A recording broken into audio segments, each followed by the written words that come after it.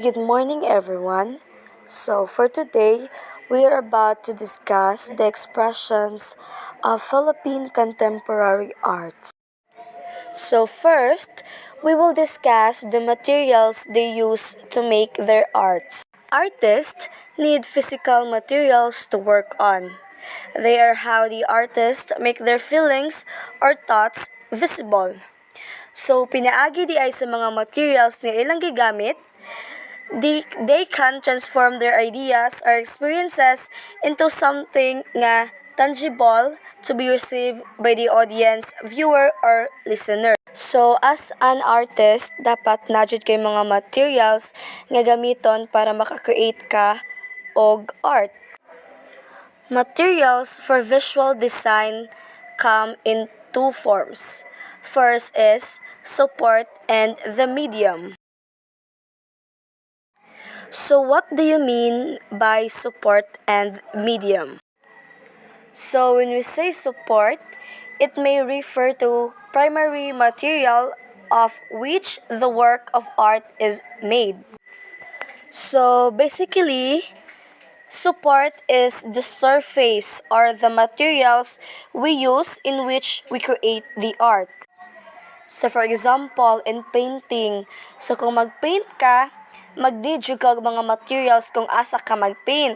So for example, canvas. So ang kaning canvas is mo ni siya ang surface nga atong gigamit in which we create the art, which is ang painting. While ang medium is ang material nga atong gigamit para makamake ta og work of art. So for example, sa painting, so ang medium ana is ang paint while ang support is ang canvas. So in the past, materials for Filipino art forms have been clearly defined: paper and pen or a typewriter. So sa una di ay for the literary artist, ang ilang gigamit sa una para maka-create or makasuwat is ang paper, pen, or katong sinauna nga typewriter. So in visual artist, ang ilang gi-use sa una is ang paint, paper, or canvas. So ang mga materials di ay nga gigamit sa mga musicians sa una is ang instrument or a musical sheet. When it comes to choosing their materials, Filipino contemporary artists does not conform to any fixed standard. They know that they have many choices and they can just look around their surroundings and find possibilities. For instance, some have found objects that can be used as materials for assemblage and installation art and as musical instruments. The late Levi Celerio, a national artist for music, was fond of using a leaf, which is lips in humming musical tones. So, amazing kaayo sa kay ultil mo dahon or bisag unsa pa is pwede na dahil siya mahimong musical instrument. During Christmas season, children sing Christmas carols with the help of their tins, cans, and sticks or stones. So, kita sad sa una, kung manaygon ta is magamit lang tagtansan or drum nga lata kay para naay murag sounds ang ato ang pagpanaygon. Now, let's proceed to traditional musical instruments. Banda Kawayan Pilipinas is a unique ensemble of young, talented performers utilizing musical instruments fashioned out of bamboo and other indigenous materials. So, ang kanidaing Banda Kawayan Pilipinas is usa na siya ka group of people nga nagplay og music using bamboo instruments. Rondalia is an ensemble of string instruments played with a pick is popular in the regions. It is a carryover from our Spanish heritage but has evolved with the instruments made from indigenous Philippine wood. The picks are made from tortoise shell. Some of the instruments are the bandurria, the octavina, and the laud. So, ang Rondalia di ay isa siya ka string instruments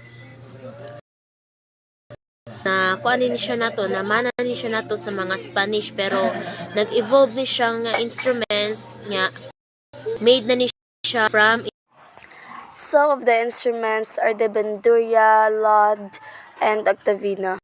Napod tay mga traditional musical instruments nga ato pang gigamit karon. First, we have the kaleling, or in English, nose flute that is made of bamboo.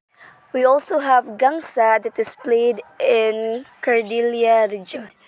We have a sulibao. It is a hollow wooden igorot drum top with pig skin. And lastly, we have the tungatong. It is a bamboo percussion instrument used by the Kalinga people.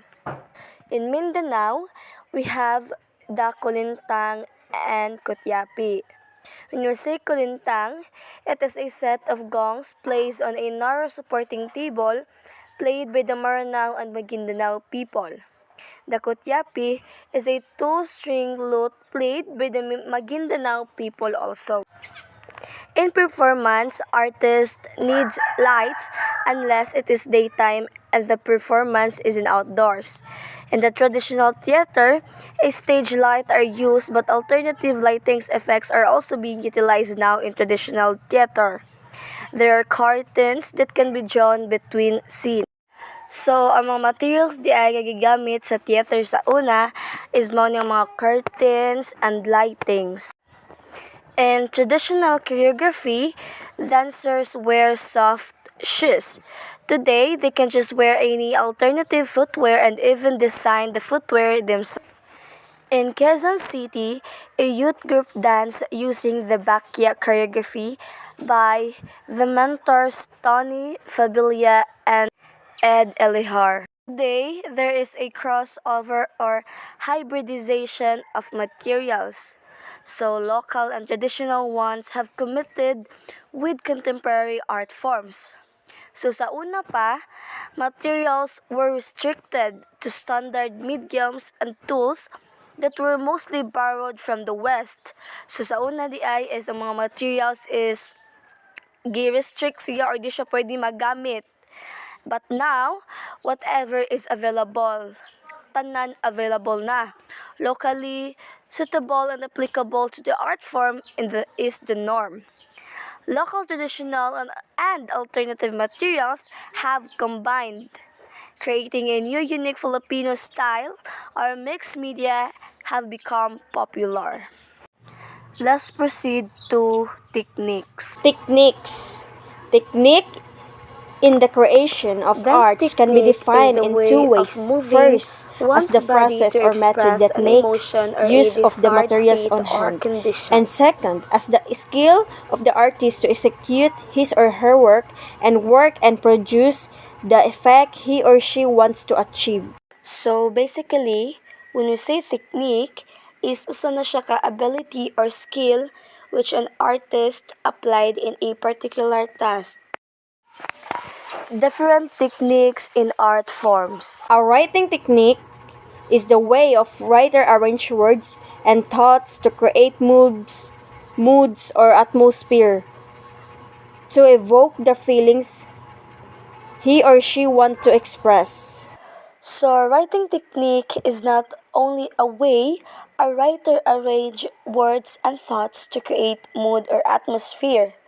So it is also a style an author uses to convey their message in a manner nga effective siya and meaningful siya para sa mga audience or sa mga reader.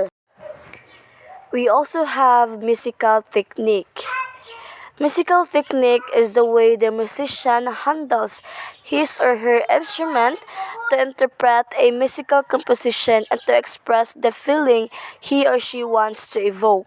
So basically, ang musical technique is usa siya ka ability sa mga musician nga magplay og instrumental and nga maka-exert sila og optimal control sa ilang mga instrument or vocal cords in order to produce a precise musical effects nga ilang gi-desire. Visual artist techniques. His or her approach in using the medium to come out with a desired result. So basically, visual artist technique is usa siya ka ability or skills sa mga painters or sa mga mag-sculptures nga mag-use sa ilang medium to come out og art or to make a art. Let's proceed to acting techniques. Acting technique is the manner of using facial expressions, gestures, and body movements to portray a character. So basically, acting technique is the manner in which the actor or actress approaches the scene and best portrays the character and emotions. Dance technique. When we say dance technique, it is the way of moving one's body to express an emotion or a desired state or condition. So basically, dance technique is the way in which the dancer uses basic physical movements in performance, or it is the ability to use fundamental physical movements effectively. Let's proceed to choreography techniques. Choreography technique. It involves human movement and form with the elements of time, space, and shape. It also involves energy and non-verbal and emotional context. There are two fundamental dance methods in choreography. First method is planned. Planned is the choreography prescribed the movement and forms and details given little or no budgeting for the dancers to be created. So basically, planned is nakaplano na ang tanan. Ang movement, ang action, ang small details, ang tanan. And dancers is wala sila freedom ba nga maka-create pa sila ilang own nga mga action. Wherein sa improvisation is ang dancers is na ay freedom nga maka-interpret or maka-create sa ilang mga own actions. So this is often times referred to as interpretative dancing. One of the traditional techniques that are still used today is mirroring. It is a technique where dancers face each other while doing the same steps. We also have retrograde. It is a reverse performance of a sequence of dance steps. We also have canon, wherein dancers performing similar steps in a successive manner. We also have levels. It is varying precision of dancers. And shadowing.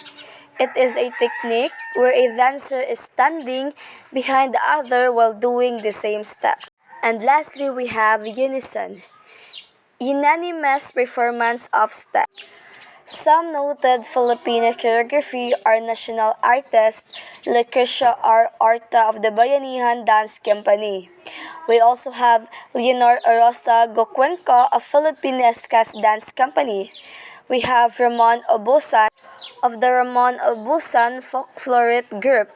We have Alice Reyes of Ballet Philippines, Agnes Aloxin, Shirley Halili Cruz, Basilio Esteban Villacruz, and the late Tony Fabilia, and Edna Vida of Ballet Philippines. Acting techniques. Acting techniques deal with the characterization of the human experience. It is used to create a mood to heighten tension.